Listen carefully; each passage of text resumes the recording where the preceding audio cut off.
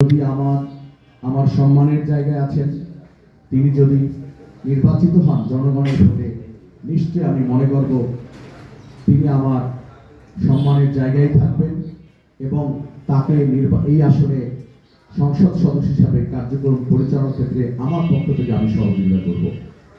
এবং আমি এটা প্রত্যাশা করি যে জনগণের ভোটে যদি আমি নির্বাচিত হই, তাহলে আমি শুধুমাত্র আমার নয়, আমার দল নয়, আমি এখানে সকল অন্যান্য বন্ধু সংগঠনেরও যারা প্রতিনিধি রয়েছেন তাদেরও মতামত এবং পরামর্শের ভিত্তিতে ঝালকাঠির গুণীজন, বিজ্ঞজন, অভিজ্ঞ রাজনীতিবিদ সকলের পরামর্শের ভিত্তিতে সুন্দর ঝালকাঠি, সুন্দর নলছিটি এবং এই ঝালকাঠি নলছিটিতে কীভাবে দুর্নীতিমুক্ত একটি প্রশাসন এবং বাসযোগ্য একটি ঝালকাঠি, ব্যবসা বান্ধব একটি পরিবেশ, সাম্প্রদায়িক সম্প্রীতির একটি উজ্জ্বল দৃষ্টান্ত এবং এখানকার মানুষের দীর্ঘদিন ধরে যে প্রত্যাশা এবং প্রাপ্তির ব্যবধান, শিক্ষা, স্বাস্থ্য, সংস্কৃতিতে নানা ধরনের প্রত্যাশা প্রাপ্তির ব্যবধান এবং ঝালকাঠির ঐতিহ্যের ক্ষেত্রে আমরা যে সংরক্ষণ করতে পারি নাই সেটাকে আমরা সামনে এগিয়ে নিয়ে যাবো এবং জাতি, ধর্ম, বর্ণ নির্বিশেষে সবাই মিলে সুন্দর একটি ঝালকাঠি উপহার দেবো, এটা আমার প্রত্যাশা। এবং আমি সেক্ষেত্রে প্রত্যাশা করবো জনগণ যদি আমাকে নির্বাচিত করে, তাহলে অন্যান্য প্রার্থী যারা রয়েছেন তারাও আমার জায়গায় আমার এম থেকে সম্মানের জায়গায় থাকবে এবং অন্যান্য দল, মত, গোষ্ঠী, ব্যক্তি তারাও সম্মানের জায়গায় থাকবেন। এরকম একটা সুন্দর ঝালকাঠি উপহার দেওয়ার স্বপ্ন নিয়েই আমি নির্বাচনী প্রচারণায় নেমেছিলাম। এই ধারাবাহিকতায় যখন আমি আমার বক্তব্যগুলো এই ঝালকাঠিবাসীকে পেশ করার চেষ্টা করেছি, আমি লক্ষ্য করেছি আমার এই কথাগুলো আমাদের দলের কার্যক্রম, 11 দলের জোটের প্রতি এই ঝালকাঠি ও নলছিটির মানুষের আস্থা, বিশ্বাস, ভালোবাসা প্রতিটি পদে পদে আমরা লক্ষ্য করেছি।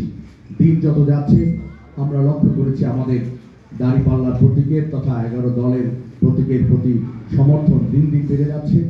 এর ধারাবাহিকতায় আমরা লক্ষ্য করছি আজকে আপনারা জানেন যে প্রায় এই ঝালকাঠি নলছিটি প্রায় 1/3 ভোটার হচ্ছে তরুণ ভোটার, যা ইতিপূর্বে কখনো ভোট প্রদান করে নাই।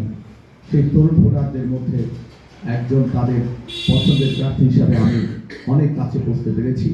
এখানকার নারী ভোটারদের মধ্যে আমি ব্যাপক সাড়া পেয়েছি এবং যারা অভিজ্ঞতার লব্ধ বয়স্ক সিটিজেন তারাও আমাকে অনেক উৎসাহিত করেছেন অভিভাবক হিসাবে।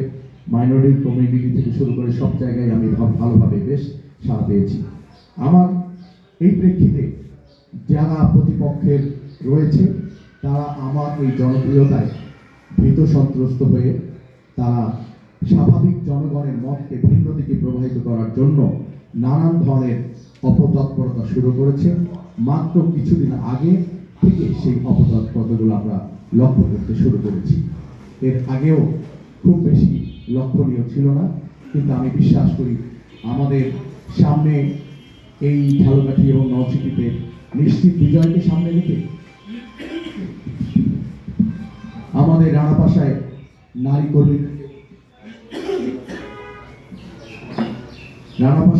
কর্মীদেরকে কাজে বাধা দেওয়া হয়েছে, তাকে নির্যাতিত করা হয়েছে।